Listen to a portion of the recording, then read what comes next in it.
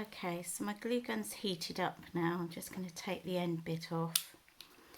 So, starting with the little ones, you put a blob of glue on the base.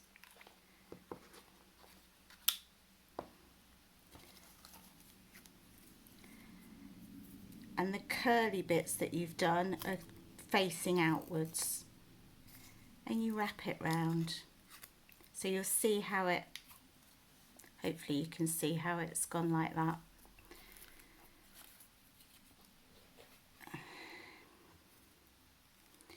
And gradually you work your way round. So I usually do so that it's about halfway for the next one. And you're going to have 5 for each layer, so you've got plenty of room to see where you're going.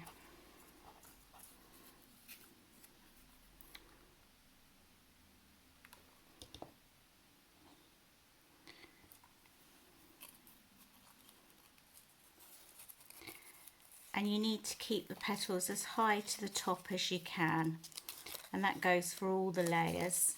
What you want is them all to be at the top. If you go down the stick, it'll look more like a hollyhock than a rose.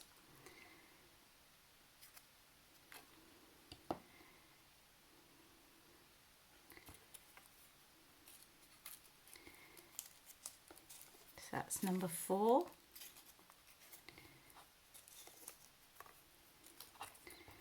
And here we go, number 5.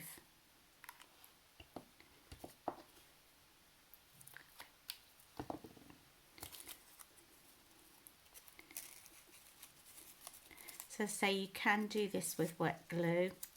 Sort of depends on whether you've got a hot glue gun, I suppose, but also on how happy you are using it. And obviously if children are going to make these, probably better off using the wet glue, because obviously glue guns get very hot.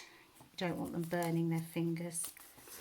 Whereas grown-ups, you know, hopefully you're sensible enough not to.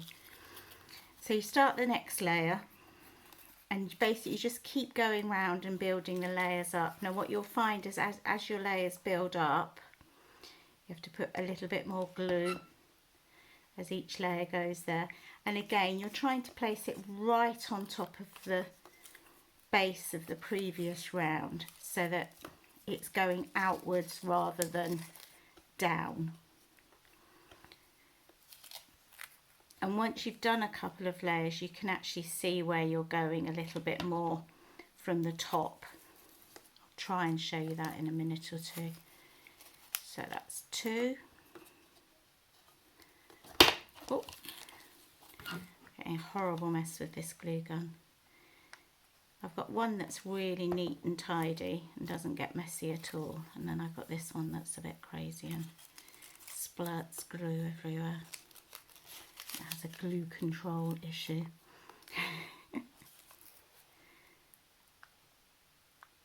Okay.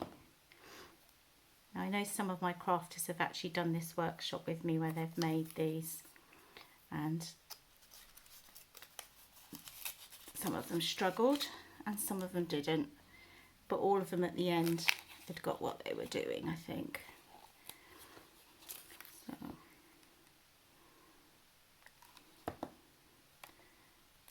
there we go.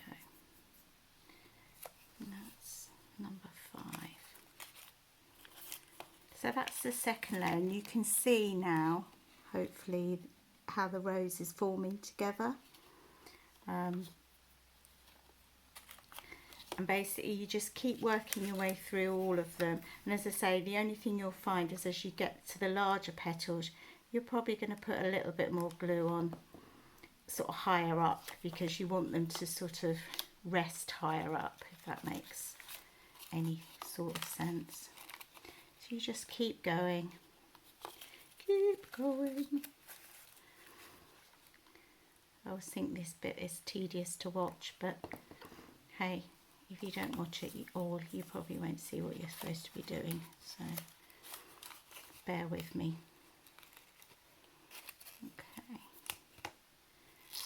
At least I didn't make you sit and watch me curl all 25 petals. That would not make for good TV.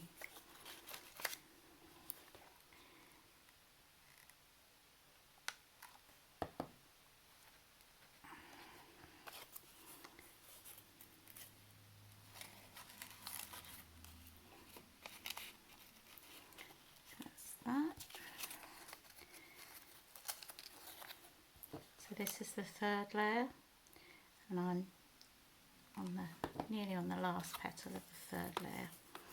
And you just keep twizzling it round, and you can see the shape beginning to form now, which is quite sweet. It sort of cheers you up when you can actually see it turning into a flower rather than a load of bits of paper.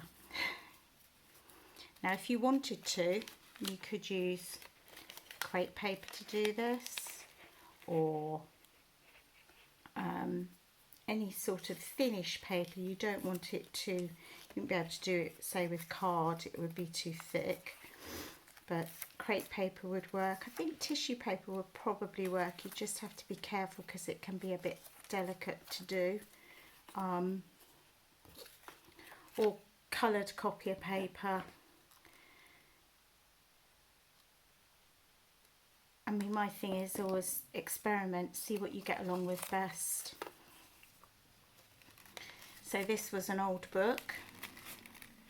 I got it from a charity shop, but I'm sure a lot of you have been doing a lot of reading and are probably fed up with the books that you've got. So do that. You could use old sheet music, those of you who are musicians. And I know there's a few of you out there.